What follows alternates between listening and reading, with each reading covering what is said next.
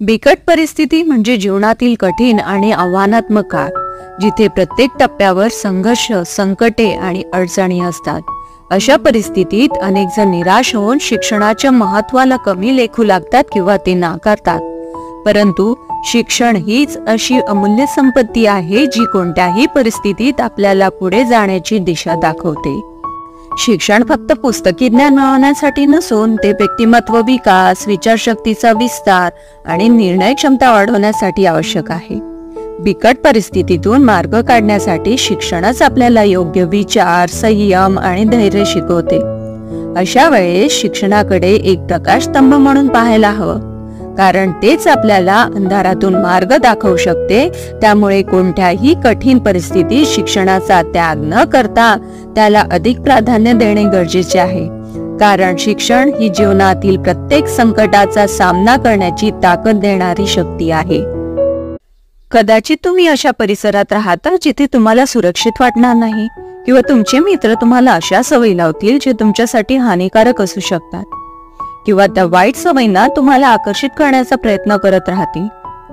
असंही होऊ शकतं की तुम्ही एक उत्कृष्ट लेखक असाल, इतके चांगले की तुम्ही एक पुस्तक लिहू शकता किंवा न्यूजपेपरमध्ये लेख लिहू शकता.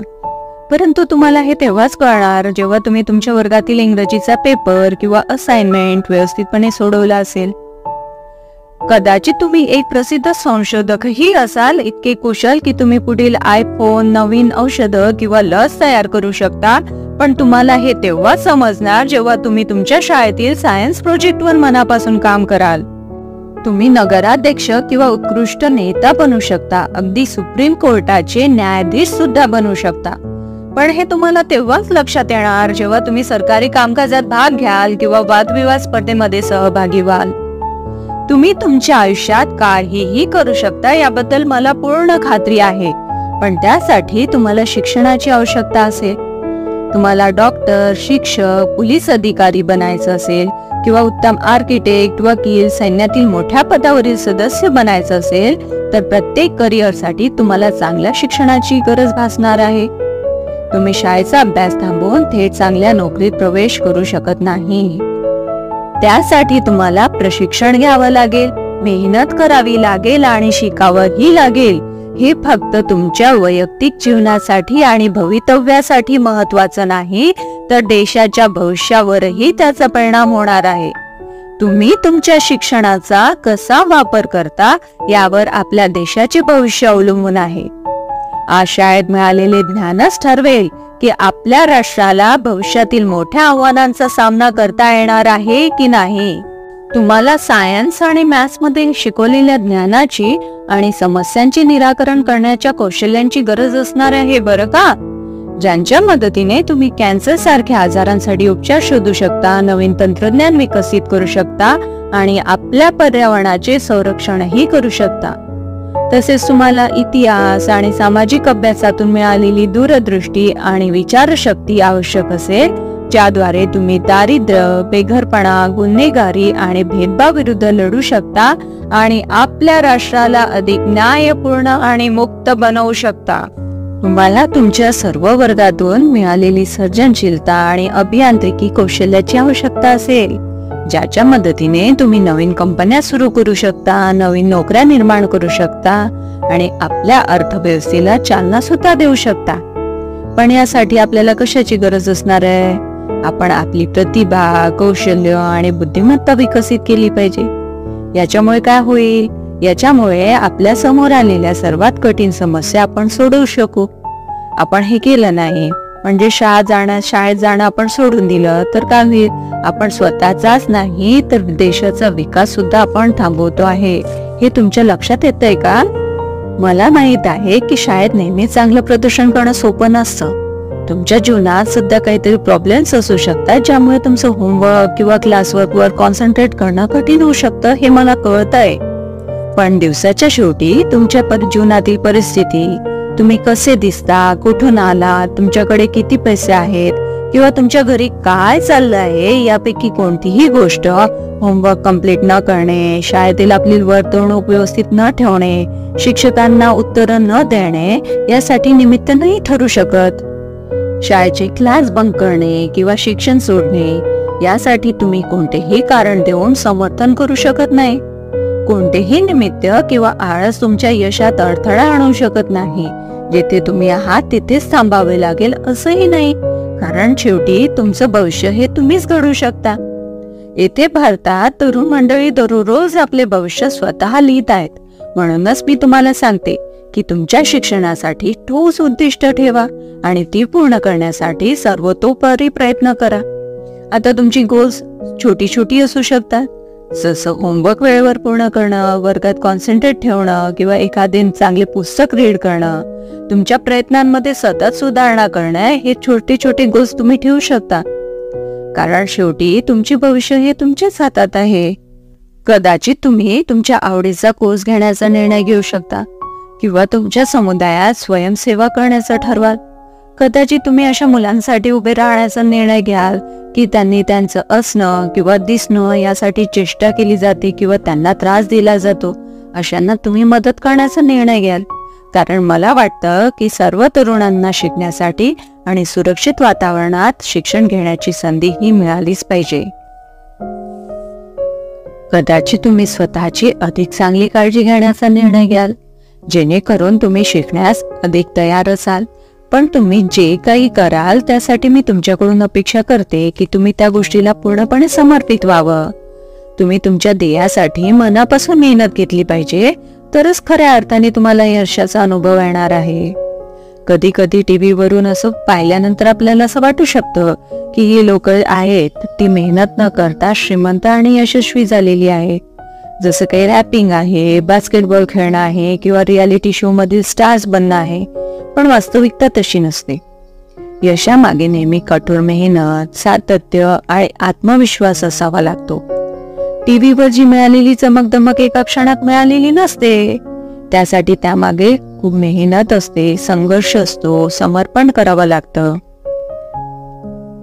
शाळेमध्ये प्रत्येकच विषय तुमच्या आवडीचा असणार आहे असं नाही, आणि प्रत्येकच शिक्षकाचं तुम्हाला सहज समजेल असं पण नाही आहे.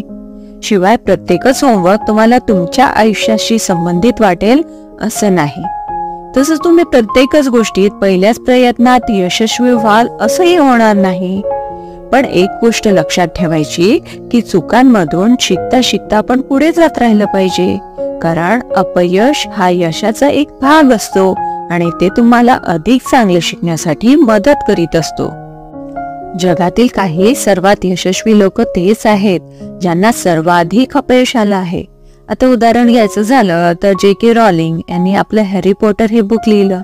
त्यांनी लिहिल्यानंतर अनेक प्रकाशकांना दाखवलं, परंतु प्रत्येक वेळेसच त्यांना नकार मिळाला होता.